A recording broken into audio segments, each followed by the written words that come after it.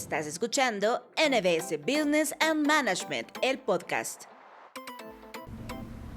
Bienvenidos a NBS Business and Management, el podcast de NBS. Cada semana con temas de interés general, negocios, tecnología y mucho más acá en el podcast de NBS. Luis Giovanni Gómez, Eder Santisteban, les saludamos como cada semana para hablar de un tema muy interesante, los temas que precisamente cada uno de ustedes nos solicita por medio de las redes sociales.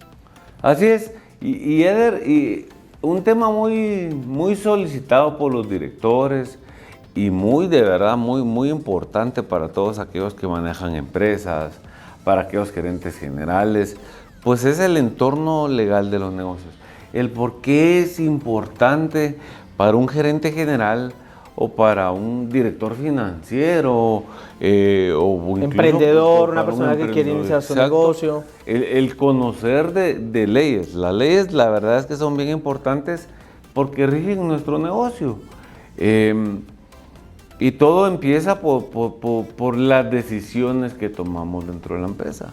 Cuando nosotros tomamos una decisión dentro de nuestra empresa, debemos de que de alguna manera cualquier decisión, sea cual sea, que tú tomes dentro de tu empresa, tiene que ver con el entorno legal. ¿Por qué razón el entorno legal? Porque ya anteriormente tocamos un poquito el tema de lo que es el derecho mercantil que pueden revisar durante nuestros podcasts y esta es la fase 2 del entorno legal de los negocios. Y en el primer tema hablamos un poquito de lo que era el derecho mercantil. ¿Por qué el derecho mercantil es importante? Sin embargo, nos hace falta tocar muchos temas de entorno legal de los negocios que podríamos hablar del Código de Comercio, del derecho de trabajo, del ICS, porque hasta el ICS también está involucrado. Tendríamos que hablar de un tema súper interesantísimo, que es, yo creo que uno de los más fuertes, que es el derecho tributario. Entonces, es importante que de alguna manera nosotros los directivos o emprendedores debemos de saber por lo menos lo básico de cada uno de estos temas. El saber por qué realmente, como lo decía inicialmente, cualquier decisión que tomemos dentro de la empresa, que va desde contratar a un nuevo empleado, un nuevo colaborador para la empresa, incluye la ley, incluye el que tú contratas a una persona para trabajar contigo, incluye que tienes que firmar un contrato de trabajo, incluye que le tienes que dar prestaciones, incluye que nacen muchas obligaciones legales para la empresa y no solo obligaciones legales, sino que también derechos para la empresa como para la nueva persona que es parte de tu empresa. Sí, y yo creo que como directivo, aunque muchas de esas labores que acabamos de nombrar terminan siendo delegadas a otros departamentos, a otras personas, es muy importante conocer por lo menos la parte básica, de esa parte legal que debe cubrirse allí. Porque creo que todos conocemos historias dentro de empresas en donde delegamos todo. ¿Y qué pasa si esa persona a la que estamos delegando está haciendo un mal procedimiento? Y por desconocimiento, pues nosotros no hacemos nada para corregirlo. Sí, y es definitivamente totalmente interesante todo lo que tú dices, porque también incluso el saber que uno no puede despedir a una persona sin razón justificada. Porque entran los derechos humanos y todo este tipo de cosas a los cuales la empresa debe de cuidarse, ¿verdad? Pero yo te diría, Eder, o te invitaría a que tocáramos otro tema más adicional, un tema más adelante, que es el derecho de trabajo.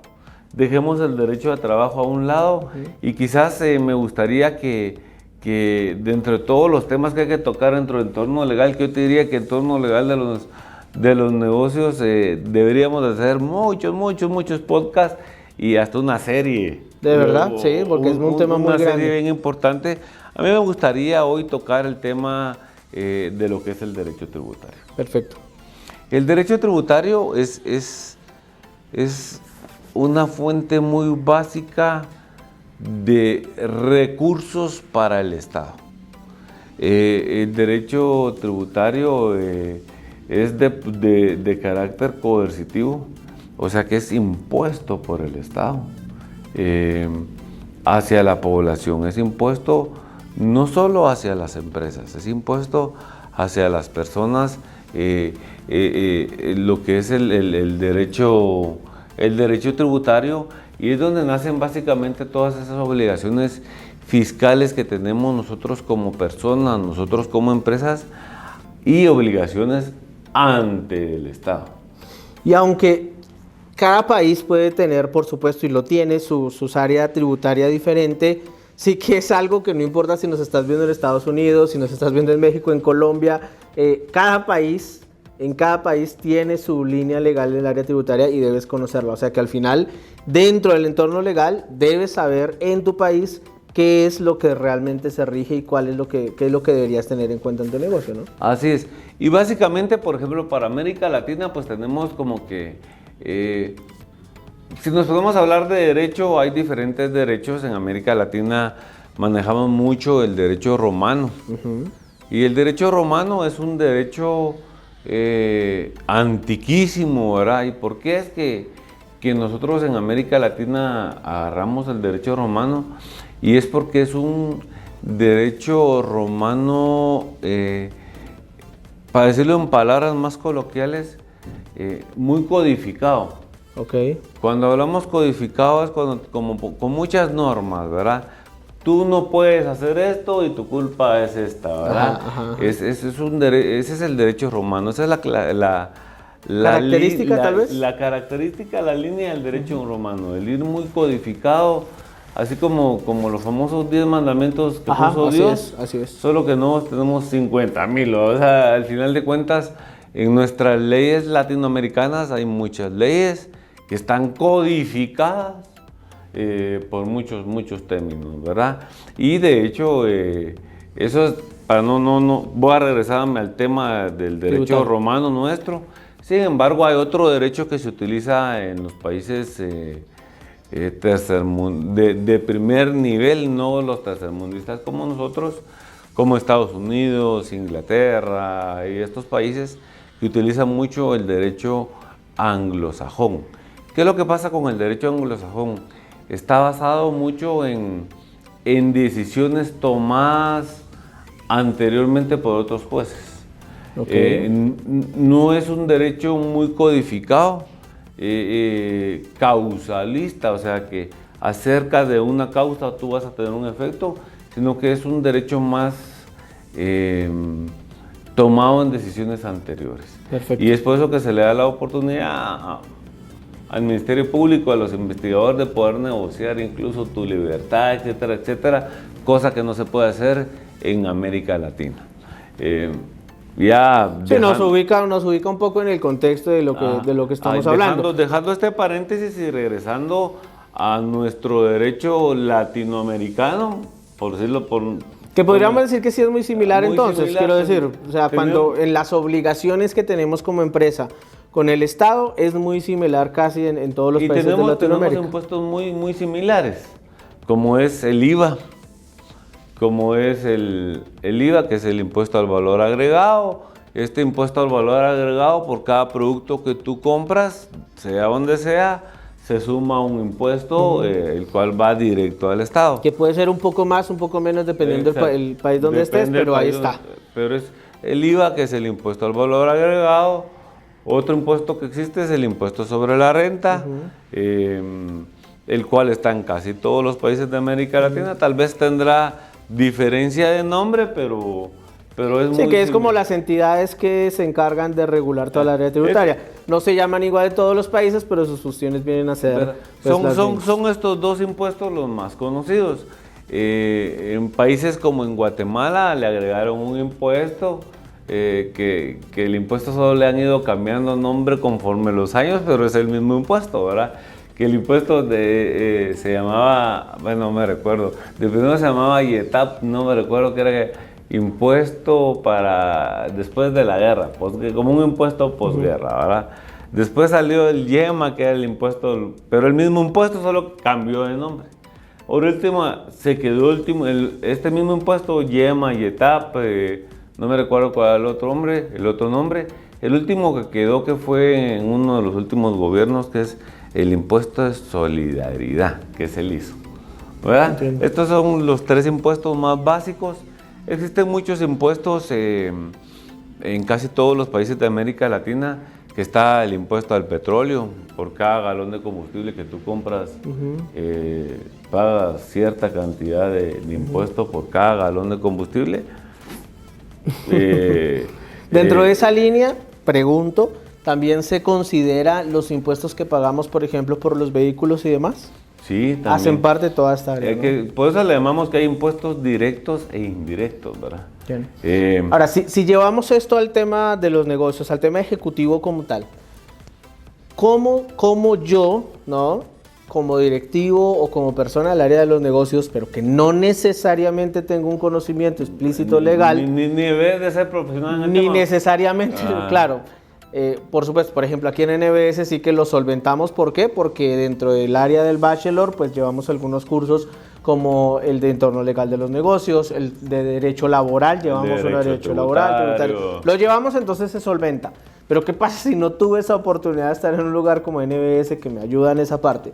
¿Por dónde empezar? ¿Por dónde empezar? ¿Cómo saber un poco más? ¿O cuál es el documento guía para este tema? ¿O cómo saber más del área de derecho? Perfecto, mira, una excelentísima pregunta porque va a responder mucho a lo que principalmente dijimos, ¿verdad? ¿Se acuerda cuando hablamos del derecho romano que era codificado? ¿Verdad? Debemos de empezar por el famoso llamado Código Tributario. Ok. ¿Verdad? El Código Tributario es el que rige, por decirlo así, es la cabeza de todos los impuestos. El Código Tributario lo que te ordena es cómo debes de llevar tu contabilidad, qué libros debes de utilizar. Va muy amarrado al Código de Comercio, Código Tributario. Va muy amarrado porque Código de Comercio es como que las líneas de los que tiene que llevar un contador. Pero no me quiero salir del tema. Ahorita estamos hablando de tributos, entonces vamos a hablar de Código Tributario. El Código Tributario es como que el código de Hacienda o de la administración tributaria que ellos utilizan para realmente dirigir el cobro o cómo recolectar los impuestos que van directamente hacia el Estado. Y este documento es totalmente abierto y está disponible para que cualquiera de nosotros pueda tomarlo, leerlo y aprender de él y poder también generar cuestionamientos y ya ir con su abogado y con su contador y demás y decirle qué significa esto. O sea, y como bien sí hay cómo conocerlo. Tú te metes a Google y pones Código Tributario de Colombia, Código Tributario de Honduras. Y está abierto. Ahí están abiertos. Y lo interesante de los códigos en especial es que, por ejemplo, tú bajas el Código Tributario de El Salvador. Tú bajas el Código Tributario y este mismo código está dividido en secciones. Ok. ¿Verdad? Y en estas secciones te dicen, y las secciones tienen subtemas, ¿verdad? Impuestos a cobrar. ¿Cómo se va a cobrar el impuesto? ¿Cuáles son las obligaciones de la administración tributaria o de la hacienda? ¿Cuáles son las obligaciones del contribuyente? Y en el contribuyente, ¿quién es el sujeto activo? ¿Quién es el sujeto pasivo? Etcétera, etcétera. Y ahí nos va a dirigir, nos va hablando básicamente cómo están divididos cada uno de los temas e identifica el código tributario de cualquier país. ¿Quién es el agente retenedor? ¿Quién es el agente encargado de pagar? ¿Quién es el agente activo? ¿Quién es el agente pasivo? Etcétera, etcétera, etcétera, etcétera. Y te dice todo lo que necesitas saber. Todas las reglas de los impuestos. Ahora, cada impuesto específico tiene definitivamente sus obligaciones y sus derechos.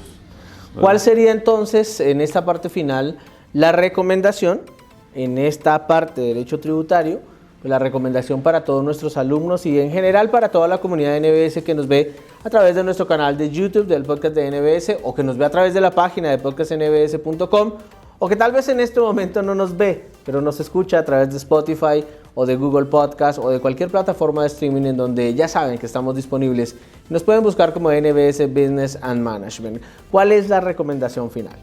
Sí, si tú eres directivo si tú eres un emprendedor, si tú eres un financiero, una empresa, lo primero que debes de tomar es el conocimiento de cómo es que se maneja el código tributario de tu país, qué impuestos debe pagar tu país y ver. Y te voy a contar un chiste, ¿verdad? Para cerrar, ¿verdad?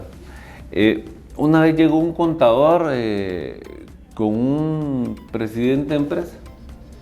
Y el presidente de empresa le hace la pregunta es, ¿cuánto debo de pagar de impuestos? ¿Y cuál crees que fue la respuesta del contador? No sé, tal vez le da algún porcentaje. Lo que le dijo el contador es, ¿cuánto quiere pagar? Okay. ¿Verdad? ¿Y esto por qué es? Porque muchas personas, por ejemplo, ahora el ejemplo de Guatemala, muchas personas pagan mal el impuesto. Sí, y no necesariamente no por una mala fe, digamos. Ajá, lo pagan mal por desconocimiento. Y entonces, por ejemplo, si nos vamos al ISO, por ejemplo, hay muchas opciones para pagar ese impuesto. ¿Qué es lo que tienen que hacer ustedes? Es poder establecer una política fiscal. En el ISR, por ejemplo, hay 2, 3, 4 opciones para pagar el ISR. Lo que tú tienes que hacer es tener el conocimiento, asesorarse. para saber, asesorarse o tener el conocimiento, claro. para saber qué es lo mejor para ti y qué es lo mejor para tu empresa. Esa es mi recomendación. Y la recomendación básica es que sigan nuestro podcast. Exactamente, eso iba a decir. ¿Verdad? La mejor recomendación es estar atento a todos los contenidos gratuitos que NBS brinda para ti a través de sus diversas plataformas y en este caso a través del podcast de NBS Business and Management. Luis Giovanni Gómez, Eder Santisteban, ha sido un placer estar un episodio más y recuerden seguirnos en todas nuestras redes sociales y estar atentos a los nuevos episodios de cada semana. Muchas gracias. Saludos. Has escuchado NBS Business and Management, el podcast.